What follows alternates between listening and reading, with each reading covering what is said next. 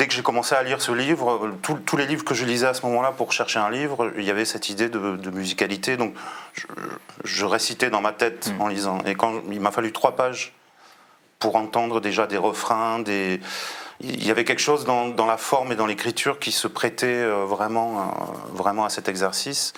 Et d'autant plus que le livre aussi parle de beaucoup de musique, de chansons populaires. On va écouter justement un extrait là-dessus. Qui aident à tenir le coup, et je trouvais ça beau finalement Voilà. Après, c'est un projet qui est un peu hybride.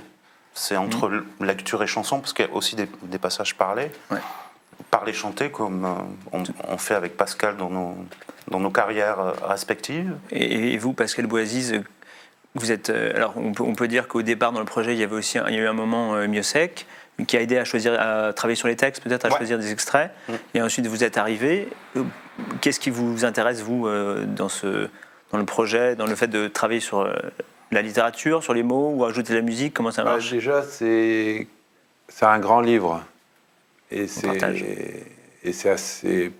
quand même assez rare de tomber sur un livre pareil.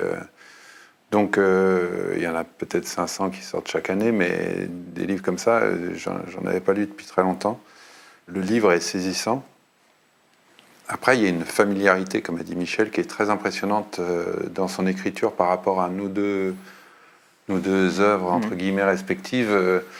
C'est quelqu'un qui a énormément écouté de chansons, de rock, énormément lu de poésie, de la poésie qui, moi aussi, on a beaucoup de références en commun avec Joseph Pontus. Et donc, c'était effectivement...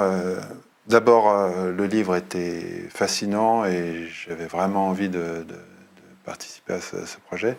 Et après, la facilité avec laquelle les mots sont venus dans la bouche, et c'est très rare, Michel pourra témoigner, de pouvoir chanter d'autres mots que les siens, c'est extrêmement compliqué. Donc, enfin pour moi en tout cas. Donc là, j'avais l'impression que c'était une écriture fraternelle, quoi. Et en plus, dans les thèmes, dans le positionnement, dans l'humanité, dans la manière même dont il parlait de ses collègues du travail, etc., il y avait quelque chose qui ressemblait à ce que j'aurais aimé pouvoir, moi, écrire, et ce que j'essayais d'écrire depuis des années, ou ce que j'essaye toujours d'écrire.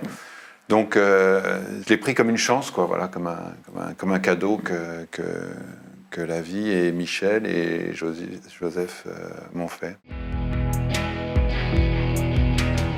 J'entends parfois à travers les bouchons d'oreilles et le bruit sourd de l'usine, monter du Balavoine, du Christophe Maé, se demandant où est le bonheur, du Véronique Sanson,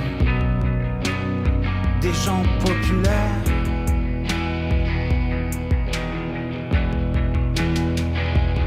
Sous les masques, quelle est leur vie?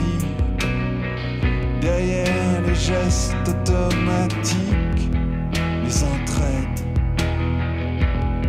ouvrières. Autant de crevettes, autant de crevettes, autant de questions, autant de questions, autant de crevettes, autant de crevettes, autant de questions. Quoi qu'ils chantent, qu'ils se posent ou non des questions existentielles, en triant leurs crevettes, travailleurs de l'usine, je serai des vôtres. Travailleurs de l'usine, je serai des vôtres.